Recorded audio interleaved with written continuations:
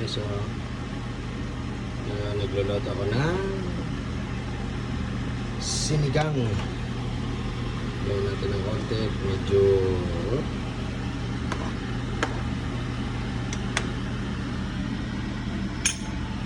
sinigang yan guys. Dito.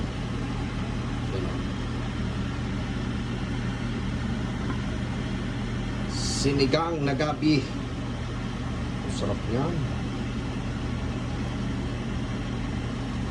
Yes. Tapos sasalang na natin yung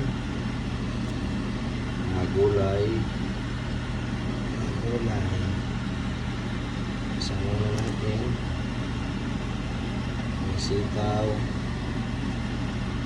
may talong,